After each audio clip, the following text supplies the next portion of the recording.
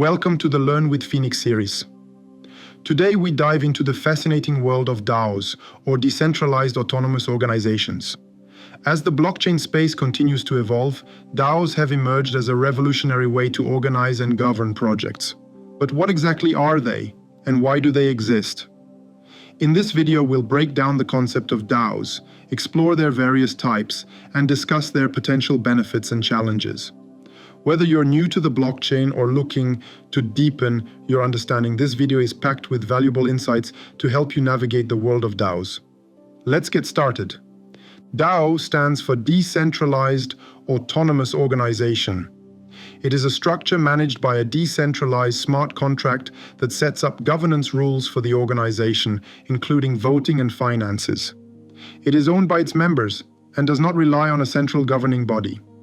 Each DAO has its own purpose, be it investment like a fund, the management of a project, or any other utility.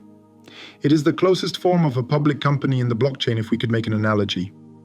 Just like shareholders of a listed entity have voting rights proportional to the number of shares they hold, members of a DAO can participate in the governance of the organization according to the number of governance tokens they hold.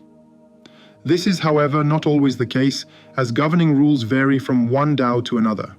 This implies that each DAO has its own related token, called a governance token. Holding this token grants specific rights, such as the possibility to make proposals, which will be submitted to the vote of the community, and the right to vote. The conditions of validity of the vote, as well as the rules in terms of majority or how voting rights are assigned, are all governed by the protocol of the DAO. These rules themselves could be amended as well, subject to a vote. While the voting process happens on-chain, most of the discussions surrounding a proposal occur off-chain on Discord or Telegram. Another key right attached to the token is usually the ability to manage a common treasury.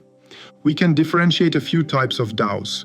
Social DAOs are similar to a private club in real life, except they are much more open here. A good example of a social DAO is Friends with Benefits. Investment DAOs can be seen as investment funds, but where the general managers are all the members of the DAO. Meta-cartel ventures. DAO, for instance, invests in early-stage decentralized applications. Protocol DAOs are used to govern decentralized protocols, such as the DAO running Uniswap, or even the one running the blockchain Tezos. Philanthropy DAOs are charities on the blockchain. Finally, collector DAOs are usually dedicated to NFTs, but not exclusively. A famous example of a collector DAO is Constitution DAO, which attempted to buy a copy of the US Constitution at an auction. Flamingo DAO is more focused on NFTs otherwise. Can we therefore fully compare a DAO to a listed company? Well, not exactly. There are a lot of similarities, yet the philosophy behind DAOs is very different. The aim of a DAO is to align the interests and interactions of the investors, the project leaders, and the users. There is a convergence of interests and interactions, a horizontalization of the structure.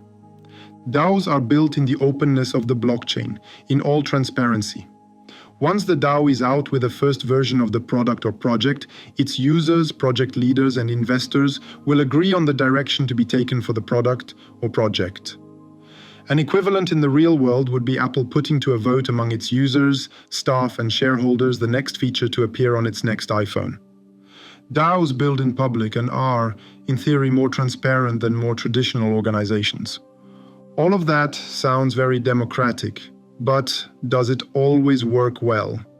The short answer is no. Consider a DAO where most of the governance tokens are in the hands of a handful of people. Can we still talk about a decentralized organization? No. One solution could be to change the governance of the DAO so that voting rights are not dependent on the number of tokens, or set up a cap. But if one token is equal to one vote, a minority of people would de facto decide for the majority. It sounds like the solution is going towards more decentralization then. Well, it is not that easy, as it may result in no progress being possible, as everyone has their own vision for the project, with no convergence.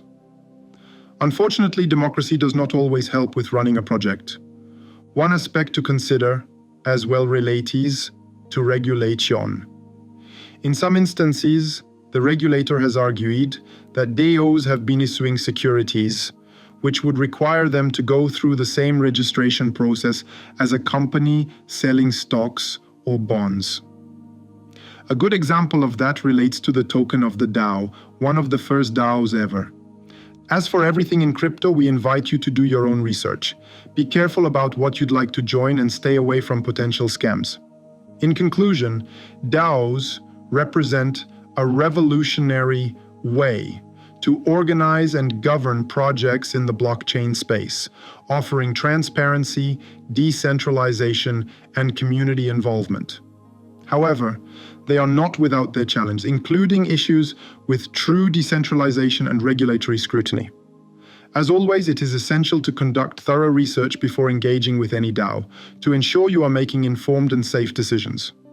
We can only encourage you to join DAOs and start participating in the life of projects that you use or just support. Thank you for watching, and don't forget to like, share, and subscribe for more insightful content.